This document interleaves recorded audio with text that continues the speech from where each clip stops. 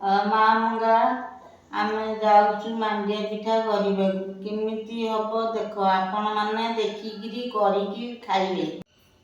250 ମାଣ୍ଡିଆ ଚାଉଳ, ଅରୁଆ ଚାଉଳ 100 ଗ୍ରାମ, ବିରି 200। ଆକୁ ଗ୍ରାଇଣ୍ଡିଙ୍ଗ ହବ। ଆକୁ ଆଗ ଗ୍ରାଇଣ୍ଡିଙ୍ଗ କରିବ, ତାପରେ ସେ ବିରି ଚାଉଳ ଗ୍ରାଇଣ୍ଡିଙ୍ଗ କରି ଫେଣ୍ଟା ହବ। ତା ଦିହରେ ଫେଣ୍ଟିଆ ହେଇକି ରୁଆ ହବ। ସକାଳେ ଖାଇବ। ବିରି ଚାଉଳ ସବୁ ବତୁରା ହେଲା। 7ଟା ବେଳକୁ ବଟା ହବ। ବଟା ହେଇକି ରହିବ, ସକାଳେ କରିବ।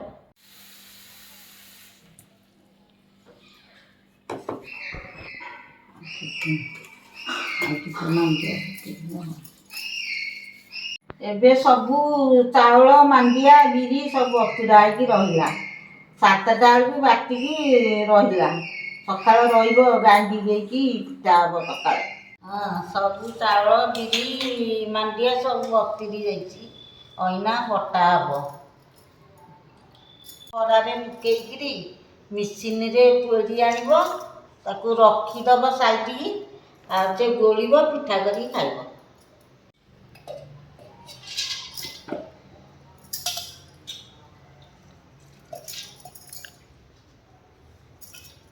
ଚାଉଳ ବିରି ମିଶିଆ ହେଇକି ବଟା ହେଲା।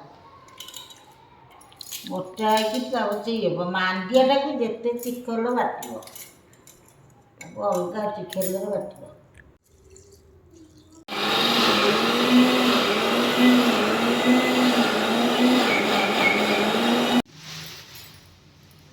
এইଭଳିଆ ବାଟିବ। ତାକୁ ବିରି ଚାଉଳ ଏମିତି ବାଟିବ।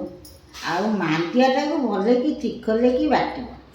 ନହେଲେ ଖଦା ରହିଲେ ସୋରିଷ ନେଖା ବାଟଣାଟା ଭଲ କାଢ଼ି ପାରିବ ନାଟିବ।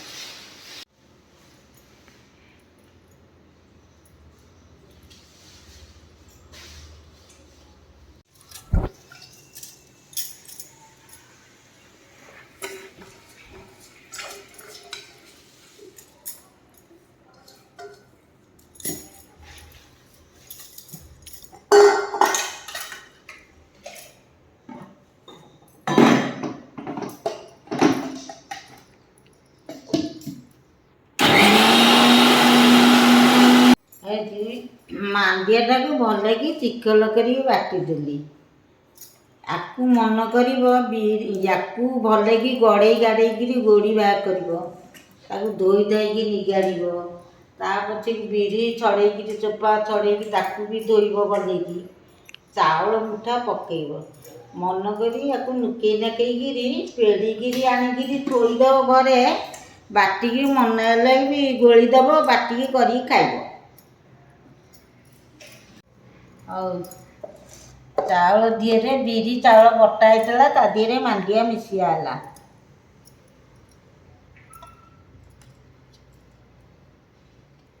ଟିକେ ଲୁଣ ତାକୁ ଟିକେ ପକେଇକିରି ଫେଣ୍ଟିକି ରଖିଦେବ। କାଲି ସକାଳେ କରିକି ଖାଇବ। ଆକୁ 10ଟା 11ଟା ବେଳକୁ କଲେ ବି ଖାଇଲେ ବି ଚଳିବ। ରାତି 8ଟା 9ଟା ବେଳକୁ ଖାଇଲେ ଚଳିବ। ସକାଳେ ବି କଲେ ଭଲ ହବ, ଆହୁରି ଟେଷ୍ଟ ଲାଗିବ। ଆଉ ଟିକେ ଗୁଡ଼ ଦିହରେ ମଡ଼େଇକି ଖାଅ, ତରକାରୀ କର, ଯାହା କରିକି ଖାଅ।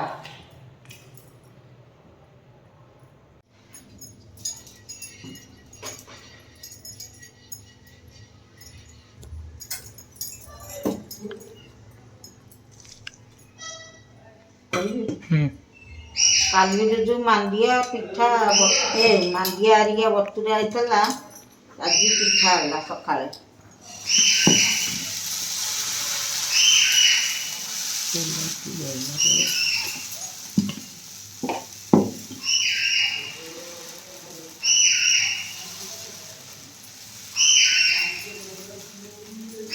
ମାଣ୍ଡିଆ ପିଠାକୁ ଆଜି ଗୁଡ଼ ଲଙ୍କା ତା ଦିହରେ ପଡ଼ିବ, ଗୁଡ଼ ଦିହରେ ଖାଇବେ।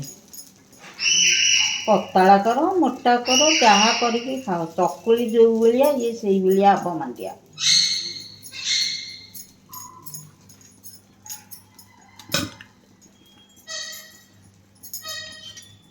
এইଭଳି ପିଠା ଆମର ହେଇଗଲା।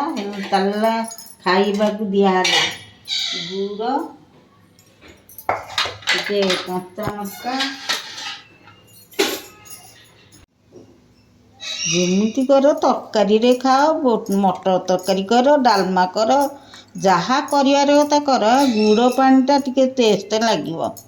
ଟିକେ ଲଙ୍କା ଭାଙ୍ଗିଦେବ।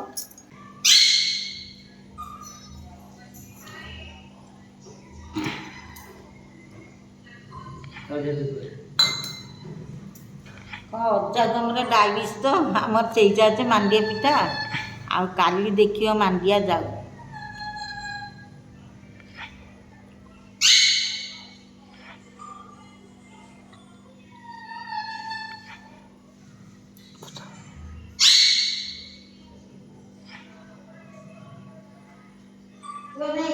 ଆଉ ମାଣ୍ଡିଆ ପିଠା ଏମିତି ତମେ ଖାଇବ, ଦେଖିବ କେମିତି ଟେଷ୍ଟ ଲାଗୁଛି କହିବ।